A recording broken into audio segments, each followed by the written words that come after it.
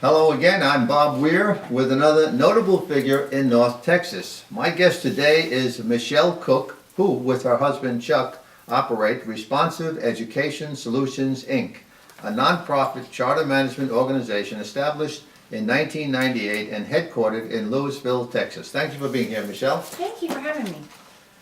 If you would begin by telling our viewers something about Responsive Education Solutions.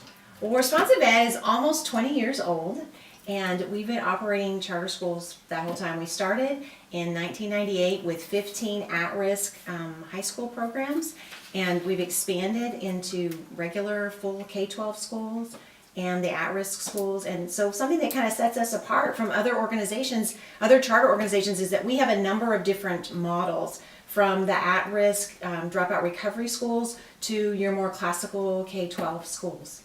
Oh, really? And how is it funded? We are funded by the state, just like your regular public schools. Charter schools do receive less funding than some of the state schools, but they are totally, completely free public schools. And how many schools has Responsive Ed started?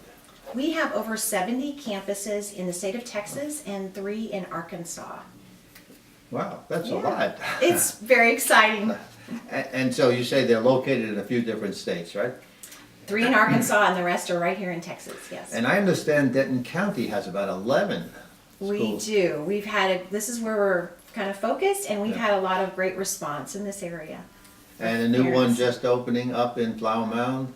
That school's been open for a couple of years, but we are building. We've broken ground, yes, in Flower Mound, and we're the Founders Classical Academy of Flower Mound will expand. I think it's K7 or 8 this year, and it'll add a grade and go through 12th grade. So that's been in Parker Square, but now Yes, it's moving to the right. new location. Yes, right? later this fall. Oh, that's great.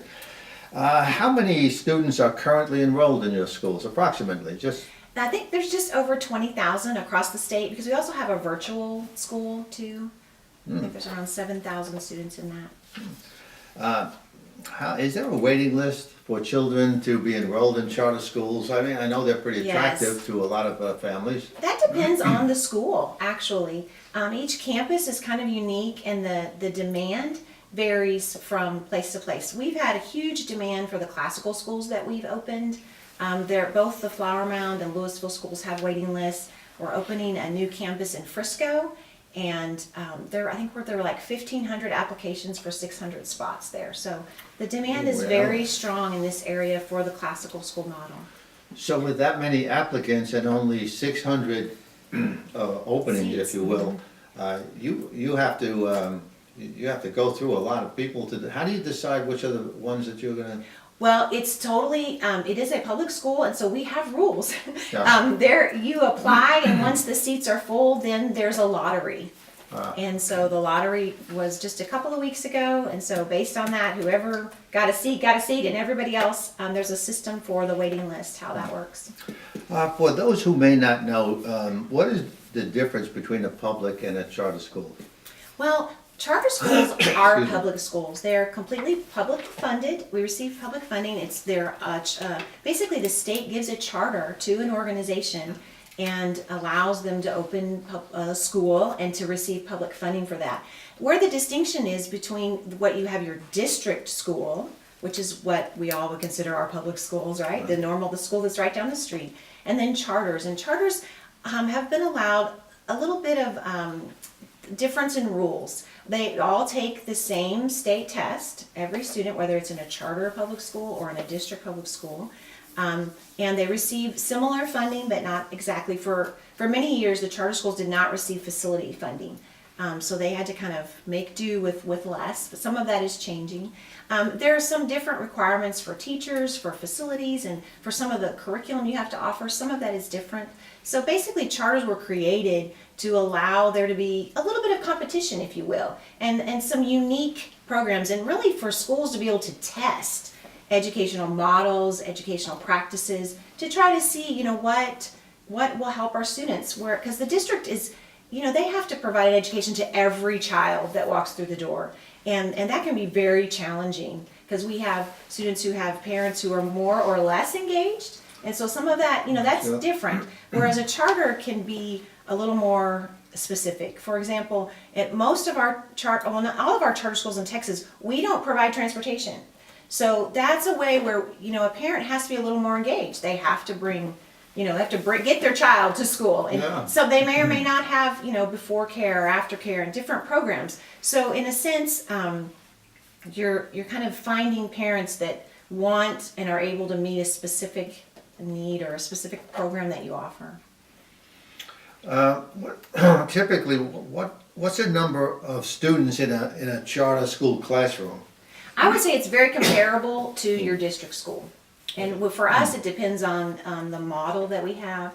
Some of our classrooms, particularly our at-risk programs and our early college high schools, operate on more of an independent study program. A lot of it's on the computer or self-instructional, so their classroom teacher ratios would be different than, say, a kindergarten classroom where you have a teacher who's directly teaching kids, how to read. Yeah. So I would say they're very comparable to what you find at your district school. Yeah, I don't recall what the number of the typical number of children are in a classroom. One teacher teaches about what generally in a public school 30, 25. It depends by grade. Like your kindergarten kids are it's gonna be like 18 to 22 or 25, and then the higher you go, you kind of can add a few more. I think in Flower Mound, Louisville, it's around 25 once they hit like third or fourth grade. That's the basic classroom size. And what about One thing that you notice, since you're talking about size, it seemed one of the things that we hear a lot with people that are happy with attending one of the charter schools here is that the school itself is smaller. The K-12 school is only 900 and some students when it's full, when it's all the way K-12, and they have their kids, they have a third grade. Like for me, one year I had a kid in grammar, middle, and high school. So you can imagine if they're going to a district school, you're trying to get kids to 3 different schools with 3 different rules and sets and so forth. At the K-12 charter schools that we have, all 3 of those kids can attend the same school, and so there is a certain sense of simplicity, I guess you could say, that brings to a family. What about the times that they go to school? Like a typical classroom would be 8 to 3 or 2 or something like that. Is that about the same with charter schools? Yeah, and in our Louisville and Flower Mound schools, we try to follow the LISD calendar as closely as we can. So we have the same spring break and start dates and so forth. One other thing I often hear about is discipline problems in school, public schools. Are they the same in charter schools, basically? I think that you do run into similar situations, yes.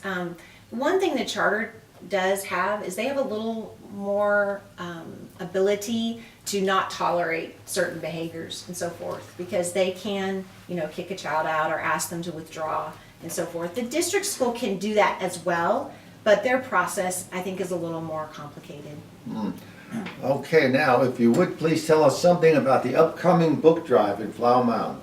Okay. I, along with a friend of mine named Nicole Klingenstein, who's right here in Flower Mound, we've started an organization called Book Drive for Kids. And what we do is we ask people to donate their gently used children's books to us, and then we hold free book fairs for children, disadvantaged children, usually several in DFW, and we have one upcoming at Louisville Elementary, because we found that these children don't have books in their homes. There's one statistic out there that children in low poverty, there may be only 1 book for every 300 children in a neighborhood.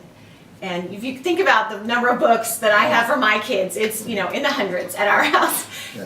And we've been really excited that we've had a couple of book drives in Flower Mound, and the people of Flower Mound are very generous. And we've been really excited to be able to take these books into Dallas and into the Louisville school, and the kids are just so delighted to be able to shop for a book that they're really interested in, and it also brings a lot of delight and encouragement to their teachers, because here's another voice coming into that child's life saying, hey, reading is important. You should It's do wonderful that kids would get excited about reading books. Oh, yes. That's really wonderful. Yes. Well, we've been grabbed by the clock again very quickly, but I want to thank you, Michelle, Thank you. for being here and for all you do to educate our children. Thank you so much. A real pleasure. Thank you. And thank you for watching.